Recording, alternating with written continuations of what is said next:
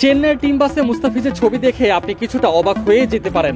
আইপিএলে কোনো বাংলাদেশি খেলোয়াড়কে এত গুরুত্ব সহকারে এর আগে তেমন একটা দেখা যায়নি। চেন্নাইয়ের শিবিরে আসার পর লাগাতার মুস্তাফিজকে দিয়ে ম্যাচ খেলানো, একটা ম্যাচ বেশি খেলার জন্য বিসিবির কাছে অনুরোধ, দলের মূল বোলার হিসেবে প্রাধান্য দেওয়া, সবকিছুতেই চেন্নাই যেন মুস্তাফিজকে করছে হাইলাইট। চেন্নাইয়ের টিম বাসে ফিজের হাস্যোজ্জ্বল ছবি, পুরো দলটাই যেন আপন করে নিয়েছে ফিজকে। টিম হোটেল থেকে শুরু করে চিদাম্বর স্টেডিয়াম, কাটার মাস্টার যেন সুপার কিংসের নতুন পুত্র। টিম বাসে করে মাঠে ঢুকছে চেন্নাই দল। বাসের জানালায় বসে আছেন কাটার মাস্টার মুস্তাফিজ, হাসি মুখে দেখা গেল ফিজকে। একটু পর লক্ষ্য করা গেল টিম বাসের দিকে, ফিজের উইকেট নেওয়ার পর সেলিব্রেশনের একটা ছবি লাগিয়েছে চেন্নাই। সুপার কিংসের টিম বাসে এর আগে ছিল না ফিজের ছবি।